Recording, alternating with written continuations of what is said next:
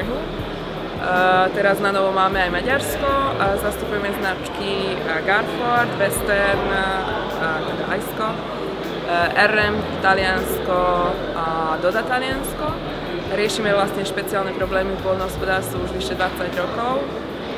Našou takou novinkou, by sa dá povedať, je robotizácia poľnohospodárstva v tvare vlečky, ktorá vlastne, dá sa povedať, kamerovým systémom sleduje riadky pred sebou, takže je vysoko precízna. A teraz na novo máme značku Western, ktorá je vlastne závlahové stroje, širokozáberové závlahové stroje.